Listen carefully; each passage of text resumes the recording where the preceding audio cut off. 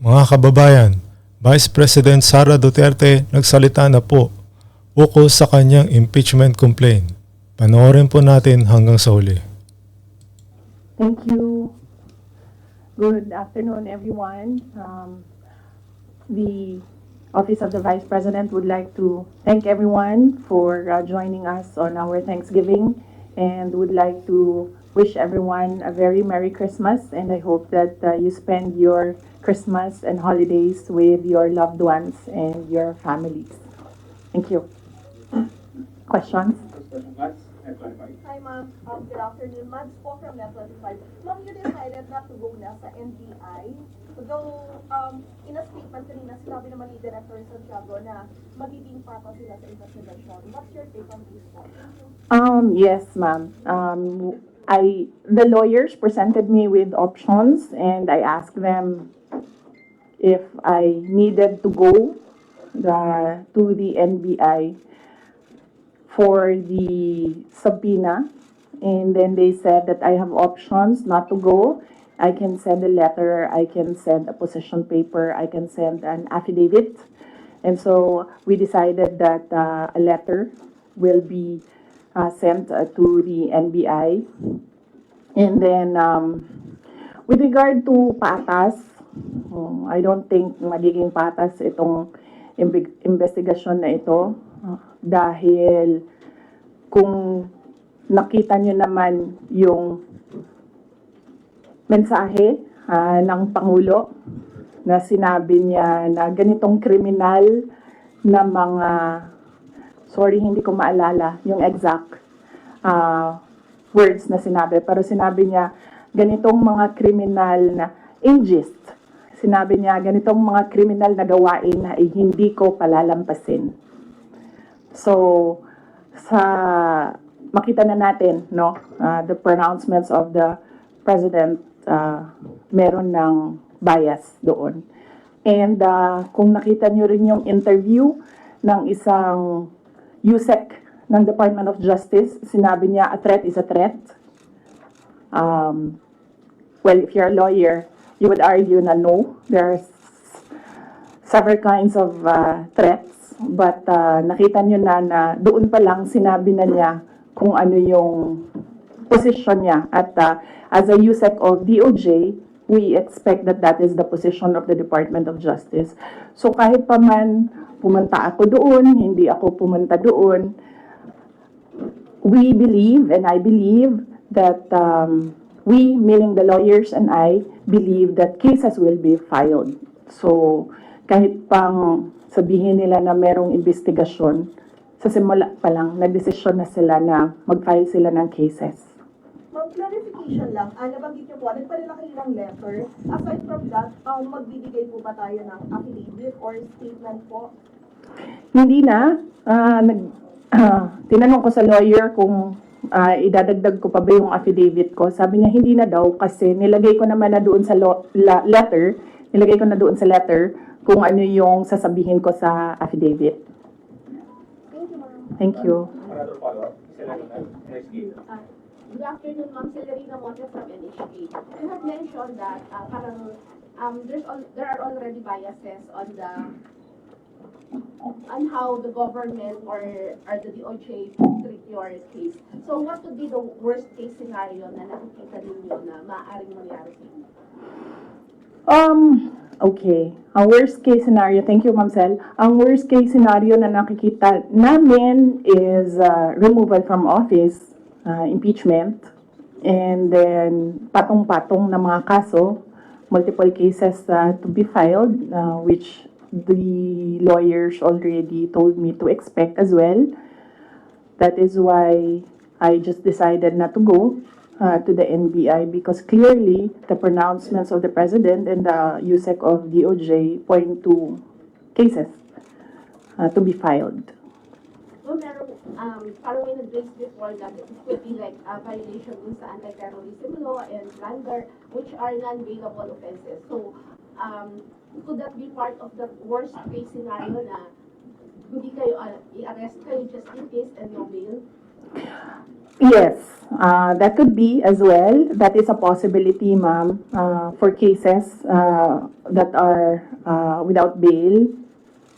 And as I said, when I read the subpoena, I read there it was for grave threats na hindi naman grave threats yung ginawa ko under the revised penal code, and it was for anti-terror law.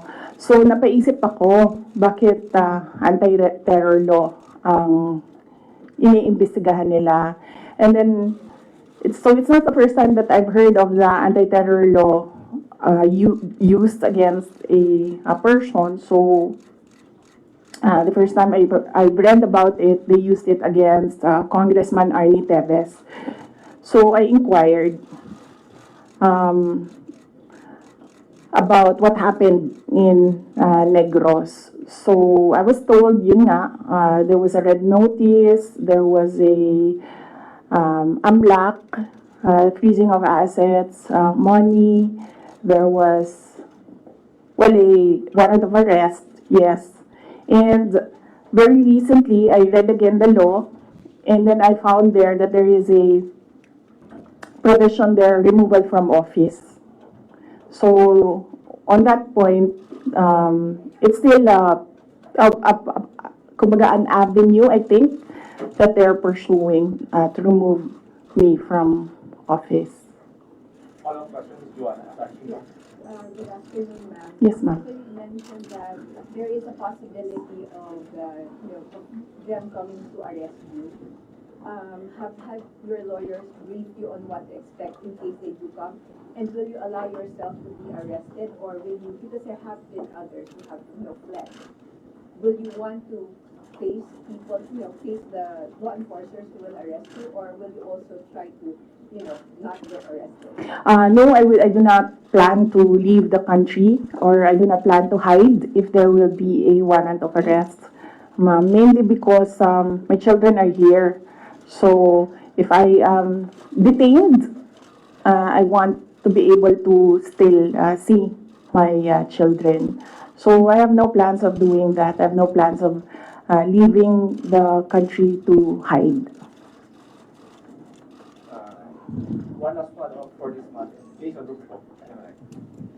Ma'am, Congressman Marcoleta offers himself book as your lawyer in case tutuloy yung impeachment case against you. Will you accept the offer? No, I think, well, first off, I'd like to thank Congressman Rodante Marcoleta for his offer to be my lawyer in the impeachment case. I appreciate it because he's a very good lawyer. He's a brilliant lawyer. In fact, he pointed out to me points during the committee hearing that as a lawyer, I was not able to see. So that shows his astuteness in the law. But I feel that he will better serve the country if he remains as a member of the House of Representatives. That is what is important right now. We need good public servants, good leaders, good officials in government. And I assure everyone that we already have lawyers helping us. In fact, the moment that Franz Castro announced last year that they are planning to file an impeachment, we already talked to lawyers who will handle the impeachment case at the time. But now, cases pala, 3. So we just need more lawyers. And we already discussed this with the first team that we hired as lawyers. Another follow-up. Ms. Rubina. Hindi man decision to love. Yes, ma'am.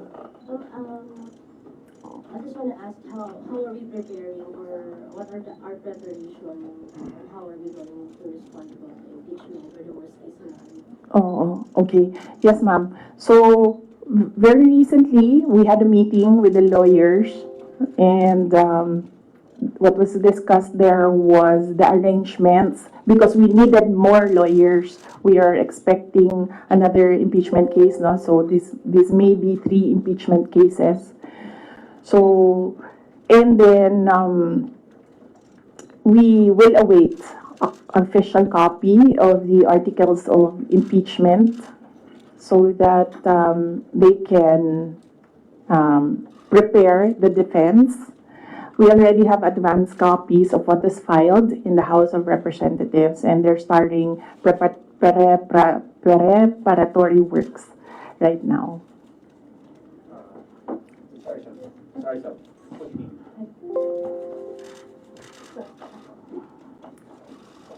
Ma'am, most of your allies and former allies have changed positions or changed, their sides. How do you feel right now? And if, for example, the impeachment comes through, are you confident with the numbers both in Congress and the Senate? No, we're not confident with numbers, ma'am, because impeachment is a legal process and a political activity. So we are confident with the legal aspect of the impeachment because all the lawyers that I asked to review the initial draft of the impeachment complaint really said that this is not, well, they would say it's not an impeachable offense and this is not an actionable offense, things like that, lawyer talk. But with regard to politics, that is a different matter altogether. So we do not know what will happen with that. How do you feel that you're changing sides at this very moment or even before? Well, that's politics. They always say that there are no permanent friends and enemies in politics. So it really depends on the person, no, on the politician, what path he will choose. MC Reyes. Hi, ma'am. Related to the worst case scenario. Yes. The House of Government Committee said that they are eyeing the possibility of filing plunder, technical malversation, and falsification charges, among others, against you and several other officials of the OVP and formerly with the DepEd in relation to the alleged misuse of the confidential funds. Have you discussed this already with your legal team, with any of the lawyers? And what can you say that is a very heavy case plunder? Yes. Yes, we have an inventory of possible cases to be filed because right now it's only the 2 impeachment cases that are filed with the House of Representatives. All the other cases, we have a list, we have an inventory, and we have lawyers assigned for each case.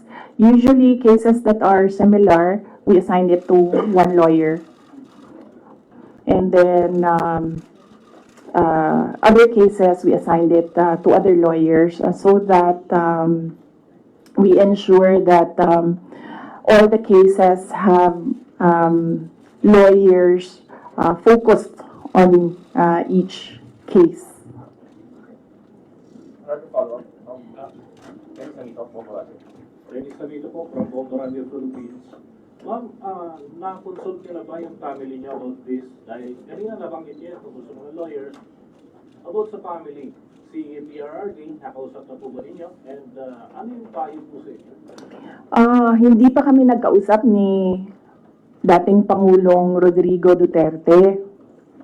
I expect na magkikita kami as usual sa December 24 sa bahay ng mother ko. Likely, baka doon namin mapag-usapan yan kung man mapag-usapan namin dahil madalas kasi kapag nagkasama-sama yung pamilya, lalo na pag nandyan yung mga apo, ay yung mga apo yung pinag-uusapan ng pamilya.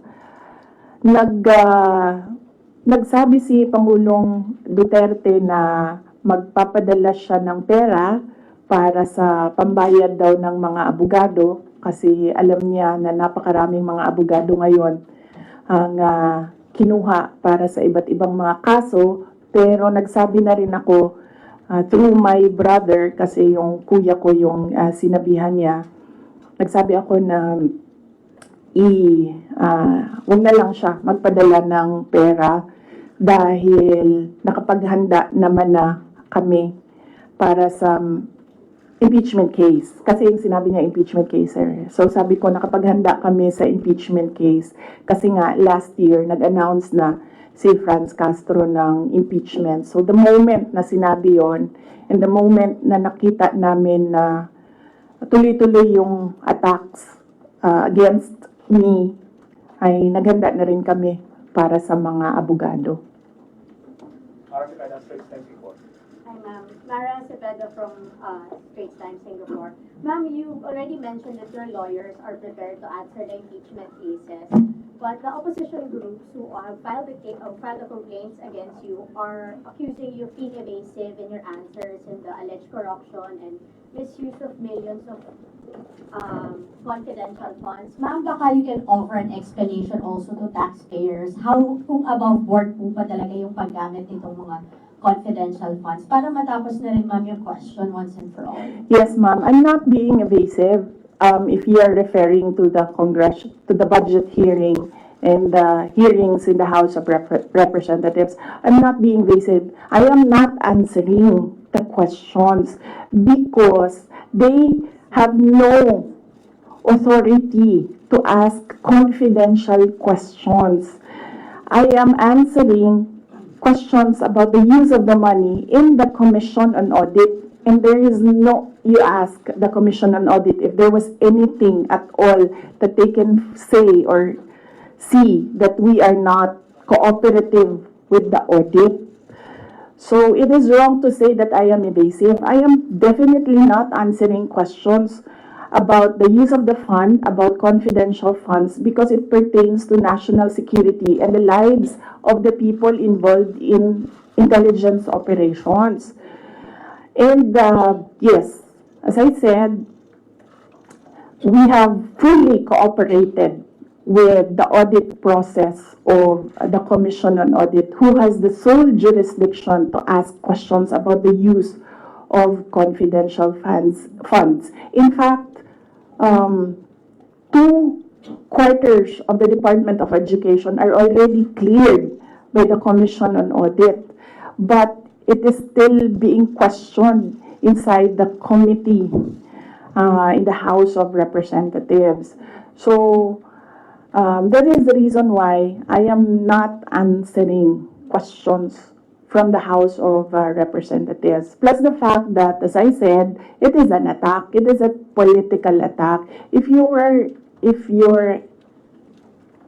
in aid of legislation and you want to legislate about confidential funds, you do not target one office and terrorize and torment the employees of that office. What you do is you do a sampling, a random sampling of the offices who have confidential funds.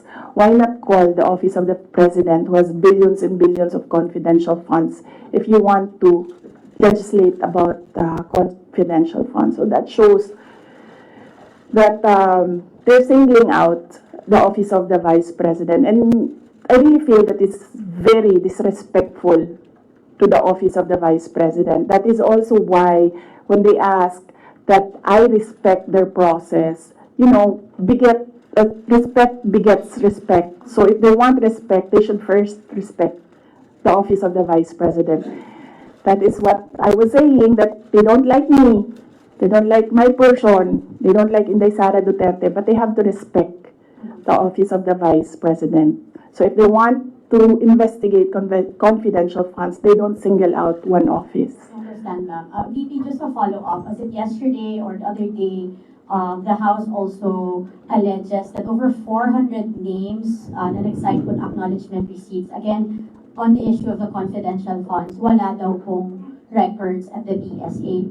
Baka, ma'am, you can offer an explanation because we know that this is a legal proceeding, pero pinag-uusapan po siya ngayon, ma'am, sa bahay ng bawat Pilipino. Kaya explanation if this is above board or bakit wala silang birth certificate, ma'am. No, I will not explain. I will not give an explanation because it will entail that I explain intelligence operations, which will compromise offices who do intelligence operations. It will really compromise how they work. So no explanation will be given to the members of the House of Representatives. One final follow-up for me, ma'am. Then what's your response to accusations that an office like the DepEd and the OVP have no jurisdiction naman to have these confidential funds that are spent for national security? Well, the confidential funds was the first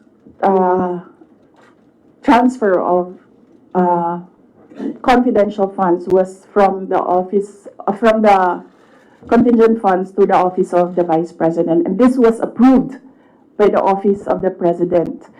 The next year confidential funds was 2023. We submitted it to the Department of Budget and Management. It was approved by the Department of Budget and Management, and therefore it implies that it was approved by the Office of the President because it was included in the National Expenditure Program, the NEP. So, and then it was approved by Congress as well. The only reason why we did not use the confidential funds in the fourth quarter for both offices because I was already flagged by a friend inside the House of Representatives that they will attack you using confidential funds. So yes, it was duly approved by the Office of the President and both houses of Congress as well as because it was included in the General Appropriations Act. So it was not, we presented it, we defended it, they approved it. We used it, and then the question on utilization is under the Commission on Audit. That is how the system works. They cannot use or they cannot twist the system according to their personal interests. Really, all these circumstances and events happening surrounding the office of the Vice President is a race to the presidential election in 2028. Unfortunately, they are attacking the office as well. So, dyan ako medyo, and the personnel of the office of the Vice President. So, dyan ako medyo pumapalag. Wala namang problema kung atakihin ninyo ako. Kasi politiko naman talaga ako. Pero may problema ako pag inatake yung opisina at yung mga kasamahan ko dito sa opisina ng pangalawang Pangulo na nagtatrabaho lang. Next question for everyone. Al Jazeera. Yeah. Good afternoon, Madam. Good afternoon, Madam Vice President. I'm just going to pick up on Mara's line of questioning. You said, and I understand your explanation about these confidential funds haven't been approved by several layers in the government. But maybe just to go back to the basics, if you can explain to ordinary Filipinos why the Office of the Vice President needs confidential and intelligence funds. Okay. Yes. For the Office of the Vice President, it's not the first time that the office was granted confidential funds. During the time of Vice President Binay, the office was already given confidential funds. The confidential funds we use in relation to our work and national security. All the projects and the programs of the Office of the Vice President target poverty alleviation. There is a direct correlation between poverty and national security.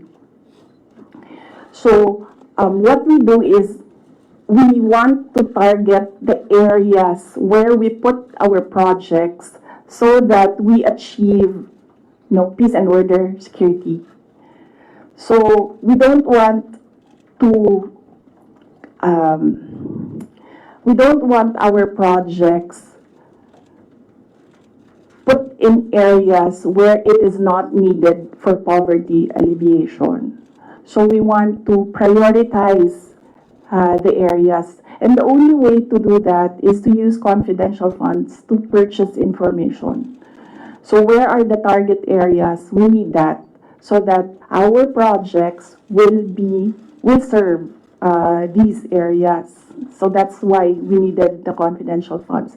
In the Department of Education, there is a correlation as well of the education and national security. In fact, that is one of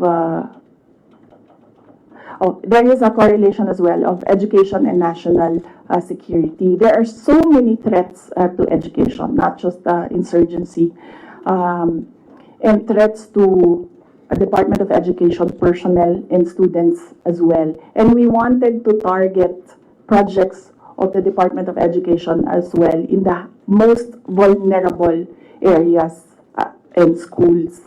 That is why we needed confidential funds. It's all about national security. And the position of the Office of the Vice President and the Department of Education is that national security is a holistic concept. It's not just one, like territorial defense, sovereignty. No, national security is about food security. It's about quality of education. It's about poverty alleviation and everything else that we need to do as a country to get us out of this poverty rut. But you are in the NTF-LCAP, so couldn't have your offices work with the NTF-LCAP as well as other government agencies that actually have national security mandates? In the NDF-LCAP, they are only about ano yung meaning ng LCAP? And local armed conflict. And local community armed conflict. And local, there, LCAP. So that is very specific to that local conflict and communism. So as I said, the projects and the programs of OVP target poverty alleviation, and there's so many factors affecting poverty. And there are so many threats to education, not just insurgency. But there are also other government agencies with national security mandates that you can work with, your offices can work with. Yes, that is true, but we work far faster if we are allowed to purchase information and target our projects immediately on the certain school or certain barangay or certain municipality. We move faster if we can target our projects. Okay. Going back to the confidential funds, that was also about confidential funds, but the names that are being verified by the Philippine Statistics Authority, I know you said that you can't explain because they're confidential in nature, but maybe just a yes or no, because other names have cropped up. Aside from Mary Grace Piatos, we have Chippy McDonald, Fernando Tempora, Carlos Oishi, Raymunda Nova. These were mentioned in a column at the Philippine Star, and Joel Chua, Congressman Joel Chua was quoted. Are yes or no, are these code names? Nakalimutan ko yung sagot ko. Sandali. I cannot explain confidential funds because it will entail explaining intelligence operations. And there is a law that prohibits officials who gathered information because of their office to divulge it in public. So it's the Anti-Graft and Corrupt Practices Act. There is a specific provision of law. You cannot divulge confidential information that you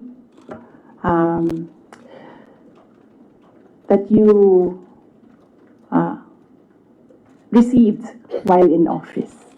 So you won't even say these are No, that's because code names. that will add to cases that may be filed against me. One last, sorry. Yes. Why the choice of a letter submitted to the NBI instead of an affidavit? Wait, hold on. I can answer. I can give you a very short answer with regard to ARs. I had nothing to do with the preparation of ARs. It went down to the grassroots level. So I had nothing to do with preparations of ARs. I was up here in the structure and money went down for information. So you have no knowledge why all these names were used in the acknowledgement receipts? In the first place, we do not even know if these are ARs which came from DepEd or OVP to COA because there's a chain of evidence supposedly. In law, there's a chain of evidence, handling of evidence. So right now, nobody can really answer that because nobody knows if these ARs are true. Because we don't know if it came from us. That's what they're saying. That's what they're alleging. Yes, that's what they're saying. From the OVP submitted to COA. Yes, but there is a legal process in the custody of evidence. So right now, we really cannot say if the ARs came from us because the ARs that are with us has not been checked with the ARs that are with them. You're denying that the ARs No, I'm just saying that we do not even know if the ARs with us are the ARs that are with them because the ARs from the field, going to the office, going to COA, that's not how you do legal work. It's not how you do legal work. There's a very stringent process in evidence. That is why even if there is no law prohibiting a person from divulging confidential information, person cannot answer that because we do not know if that paper that they're holding was the paper that came from the OVP and DepEd. Because there was no marking of exhibits. That was what I was telling Congressman Chua. You cannot ask the OVP personnel to say yes or no to an exhibit that was not marked as real and true, as correct, and as a faithful reproduction of the evidence of the office. So would your offices then be willing to certify? No, because there is no question about that from the Commission on Audit. It's only a congressman saying that this paper and asking what is this paper about. There is no case, and that is to ask that about the paper is the sole jurisdiction of the Commission on Audit. Okay. So then if the Commission on Audit asks, That is what I was saying. We have been fully cooperative with the Commission on Audit. Everything that they asked for, we submitted. That is why there was a partial disallowance only. And even then, we are not yet finished with the process because we can still submit documents that are required by the Commission on Audit. That is the problem right now. As I said, they are doing work that they are not that is not under the mandate of the House of Representatives. They cannot audit. They cannot question at all. They cannot make me answer and say that we represent the taxpayers and you have to answer. No, I will only answer to the Commission on Audit because that is the body who can ask us questions about the fund use. Next question. Got to make a Rivera. Good afternoon, ma'am. Ma'am, on the issue of your budget not being reinstated or restored, your reaction first on the decision of the bicameral conference committee. Well, we do not expect anything about the budget of the Office of the Vice President anymore. As I said,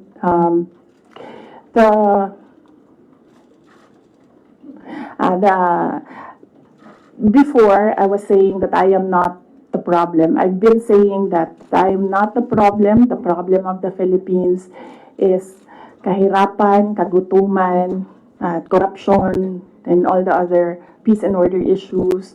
But it is clear right now that they consider me as the problem already. So I will not help them solve the problem.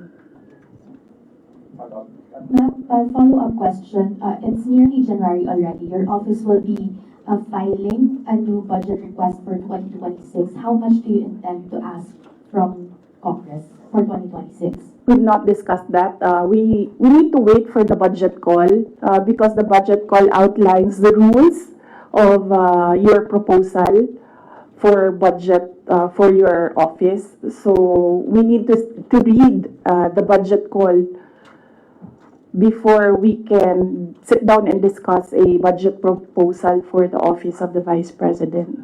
Ma'am, but top of mind, are you still considering to hike the 733 million, or will you be happy operating at the same expenses in 2026? I cannot answer that because there are rules. They usually put conditions in the budget call, and we really need to read the budget call to draft a proposed budget. Ask the questions. Just to follow up on the budget, in the previous interviews, you said that you cannot give a definite answer on what will happen with regards to your satellite offices, given that the budget was not final at that time. But given that the BICAM already decided not to reinstate your original proposal of 2 billion, what will happen to your satellite offices? There are around, I think, 10 satellite offices across the country. Yes. Well, we have to see if we can continue with the projects that they are implementing.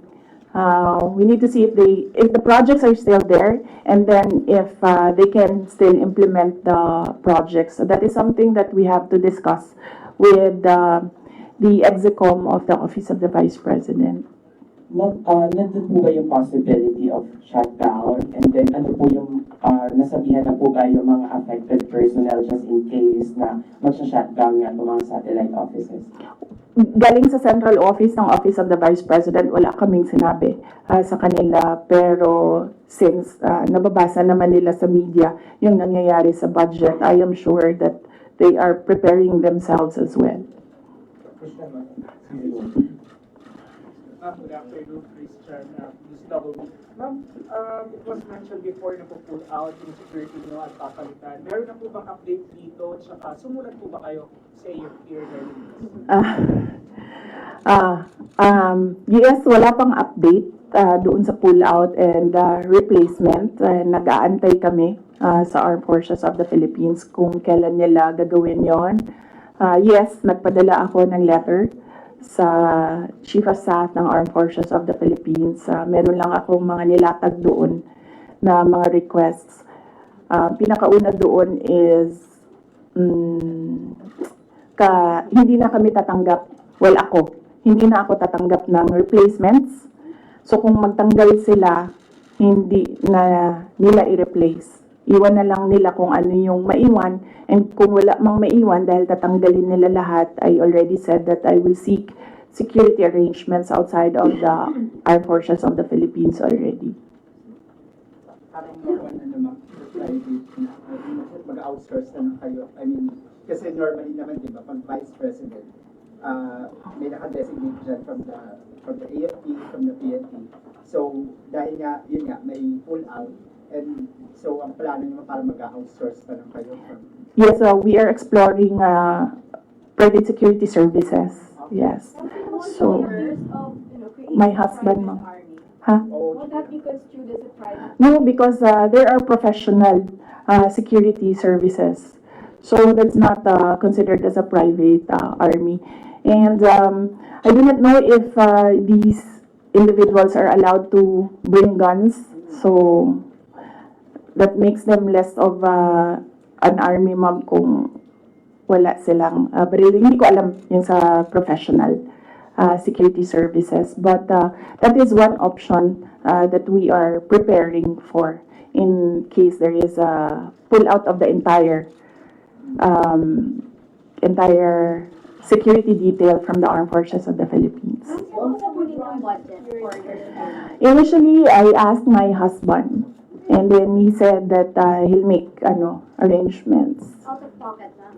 How much are you estimating for that? Well, wala pa kaming, we have not requested for proposals yet from service providers. We have not requested a proposal yet. So, but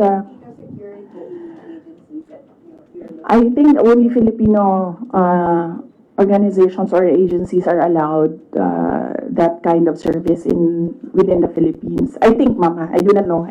But I know that they are Filipinos, yes. Do you feel secure? No, I don't. Children? No, ma'am. No. But no, I do not feel secure. As I said, that there's always been bias because when we see, say for example, DOJ, iniimbestigahan nila yung press con. Pero hindi nila iniimbestigahan kung bakit kami umabot doon sa press con na yon. Iniimbestigahan nila ang threat ko, no? Pero they've not ever investigated threats against me, which are all documented, but we do not give them the information because we don't trust them at all. That's two questions right there for you. Ma'am, kasi sabi po ni mga congressman po, ma'am, kasi parang contrived lang daw yung threat ninyo. Parang it's just an imaginary threat. Like for example, si Asidre nagsabi na imaginary daw yung threat ninyo, unlike doon sa sinasabi na threat daw yung inyong threat to the First Family and Speaker Romuald. So what's your take on this po? Kasi parang dinidismiss po ng mga congressman na kayo po ay nagkaroon ng threat sa inyong buhay. Parang sinasabi nila, hindi naman, parang imaginary lang yung threat ni Vice President as opposed to sa sinabi niya doon sa press conference. What's your take on this po? Yes, we have documents, sir. We have screen caps, we have photos, we have police blotters, we have everything on file. But I never talked about it before because I felt na it was part of my job as Vice President. You get that? Aba? So, and it does not affect my work. So, all the more that it was inconsequential for me at the time. But right now, seeing that they are picking out words that I said and making a case out of it and saying that these are threats. So I think they should start with, where is this coming from? That is the question that they should ask themselves. But I don't think they'll ever ask that of themselves. So we'll just move on to the cases and the impeachment and whatever will come in the new year. Do you regret saying or making such threat to the President and the First Lady and the Speaker? No, ma'am. Buti na yung alam nila, ma'am, na pag namatay ako, hindi talaga ako, I will not die in vain.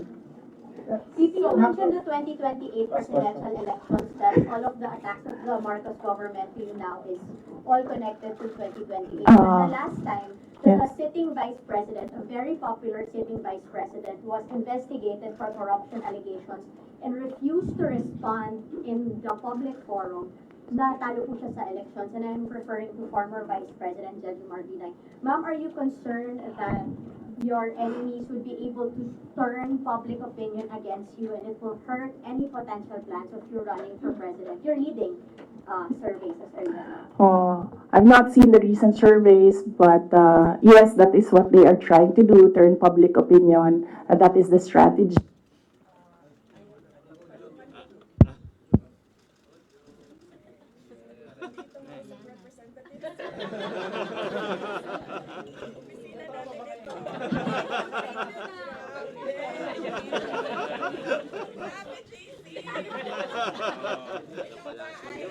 Travel agent.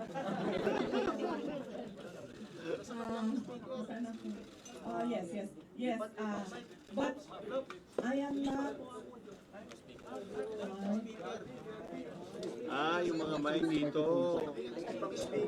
Ala. Yes, but yes. So, yes, that is what they are trying to do, turn public opinion. That is a common strategy in politics, black propaganda, and everything. Will it hurt my chances? I'm not yet a candidate. So, right now, I am just the Vice President of the Republic of the Philippines and working for the country. So, I am not yet a candidate. So I do not know if this will affect me. Maybe my decision in 2026 will consider what is happening right now, but I cannot really say with finality what will be the considerations for me to decide to run for president. As I said, just give me the last quarter of 2026. I think that is the best time for any presidential candidate to decide to run. Ma'am, pero isip po ma'am, kasi ito, lumalabas yung keyword ngayon, binibinay. Para kayo ginagawang binay yung task for former Vice President J.J. Marbil. You think po ma'am, binibinay kayo ngayon kasi malakas kayo ngayon this survey and possibly tinutukod nila kayo para mawala yung political clout ninyo sa 2028? Yes, oo. Yan naman ang sinasabi ko eh. It's all, these are all political attacks.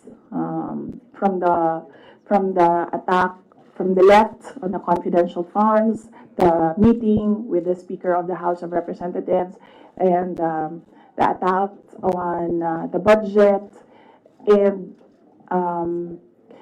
the other attacks that you see in social media.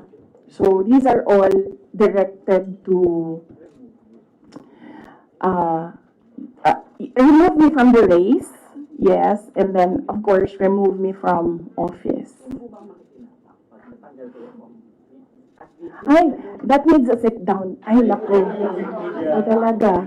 Sasabihin ko sa'yo, you know, paano ko nalaman na gusto ni, na plano or gusto ni Martin Romualdez na mag-president? Ay, naku. Halaga. Sasabihin ko sa'yo. And this is personal knowledge. Kasi narinig ko talaga. I was there. So, kaya alam ko sa simula pa lang, nung narinig ko yun, okay. Wala lang din sa akin yon. Kasi lahat naman pwedeng tumakbong presidente. Diba? Ang hindi ko lang in-expect, yung gagamitin mo yung buong gobyerno para sirain yung isang tao. Yan din. Kailangan magdesisyon ng taong bayan. Gusto niyo ba ng Vice President Martin Romualdez? Yan ang tanong. Kasi, yan naman kasi talaga yung plano niya. So, kailangan mag-decide ng taong bayan if you want somebody sitting there na hindi ninyo binoto. Are you determined to stay as Vice President? Sir, ma'am, are you determined to stay as Vice President? No, I'm at peace. I'm at peace with whatever happens to me. I've already accepted that whatever happens to me, that will be God's purpose for my life. So I am at peace staying and finishing my term because that is my contract with the Filipino people, and I am at peace going if I will be removed from office. Okay, thank you. So yan po mga kababayan, ano po masasabi nyo sa video ito? Mag-comment lang po at mag-like and share, subscribe sa ating YouTube channel. Maraming salamat po.